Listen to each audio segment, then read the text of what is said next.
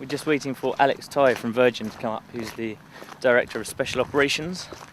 And it's the first time anyone's come up to see the boat from Virgin. So we've sort of had free rein to build it for the last 18 months, which hopefully has been good, that we haven't been constrained in any way. And hopefully they'll like it when they see it today. Two shirts on. Yes, I'm Charlie. Charlie. Apprentice to art. There we go. And how many of those compartments have you got?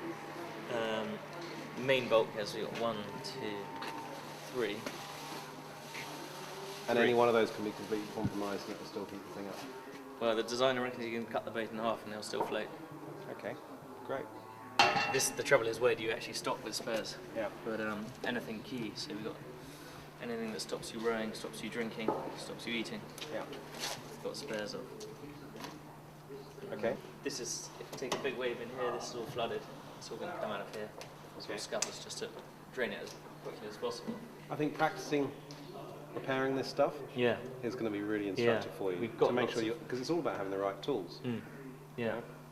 So the entire time you've got a hook up on the front of it. You're also tied on, yeah. We did early on, we cut out a piece and shot it with a shotgun because it's Kevlar.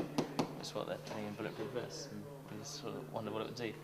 Shot at 5 yards and it did make a bit of a mess of it. Then at 20 yards, the pellets didn't even go through the Kevlar. Amazing. Are you expecting to be boarded and attacked by pirates? Shotgun wielding pirates? No. Hopefully not. Maybe some aggressive penguins. So you really don't, it's not sinkable?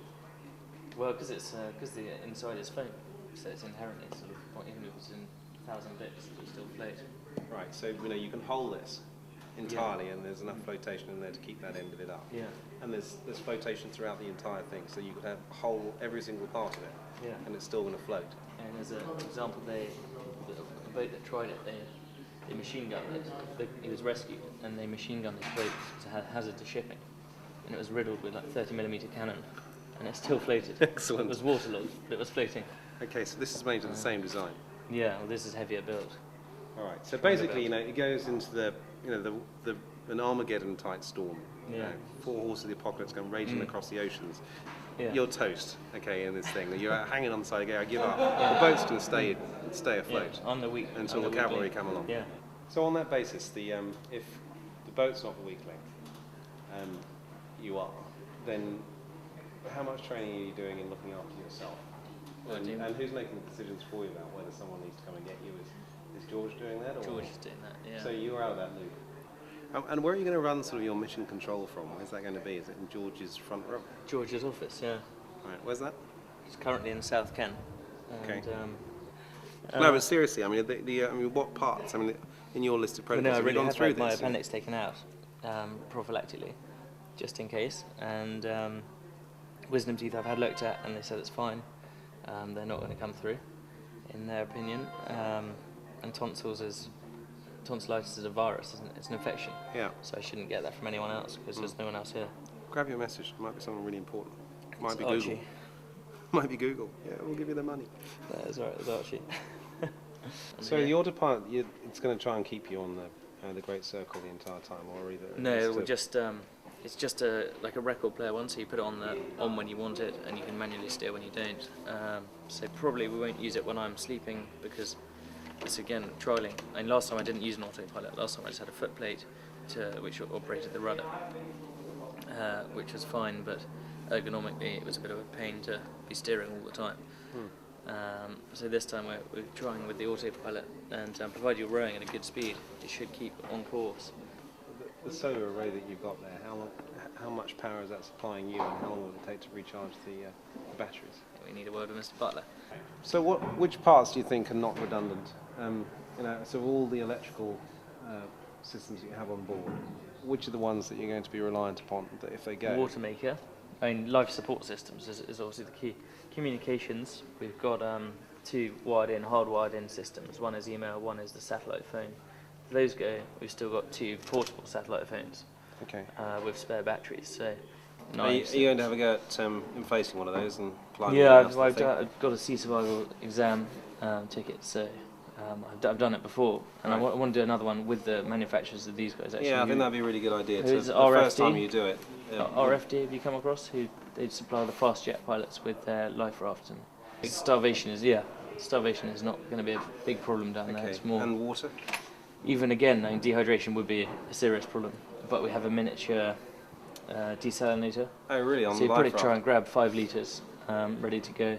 Okay. But you have also you got some emergency ration and some preliminary water And in medical your kits raft. on board as well. There's a very basic medical kit in there, but everything you want, which is sort of really decent, you want to put in a supplementary bag, Okay. because everything in the life raft there is sort of vacuum packed. It's small. It's designed to go inside the canister.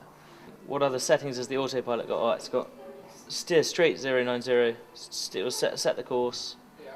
The good thing, the power saving thing is you can have it so you want 20 degrees either side of 090, Right. so it's not Right, so always it's correcting soft. you, Yeah, because that's we're a really getting so good split. Yeah.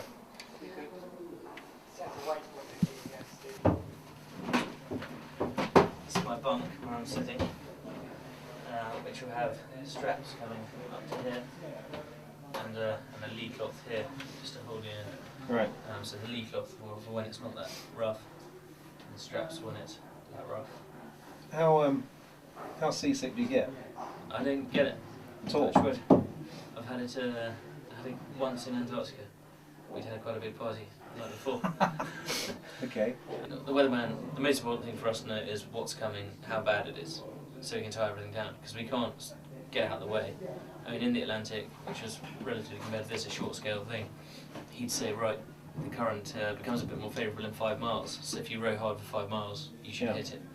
And that was surprisingly accurate. Probably 60% of the time that would be true, which he would see from the satellites. Whereas this time, I think when we really need some information badly, we use commander's weather. Otherwise, we'll rely on grid files coming in with the weather, which I can analyse myself. If there was no cameras, I'm being completely honest. Yeah, it's personal challenge. Yeah. Absolutely. Yeah, and there's no. You shouldn't back away from that. Yeah. I want to do this for me. Yeah. And people, think, well, why shouldn't he? So I'm Yeah. getting sponsorship from people like Richard Branson who like to do things Yeah. for themselves. And I really feel it is, if you ask me, the Everest of what is left to do. I mean, 50 years ago they had Everest, and it took them 30 attempts to get up to the top of Everest. Yeah. And now this has been attempted 3 times. Yeah. I remember going to a lecture about 4 or 5 years ago, and Che Blythe saying what some of the few first left. One of the few first left is to row from New Zealand to Cape Town, and just a little extension of that is to go all the way around. And it's hugely difficult, but I can see, having looked into it so thoroughly, there's no real reason why it's impossible. And I know roughly what to expect because I've been down there. I've been across the Atlantic. I've seen the seas down there.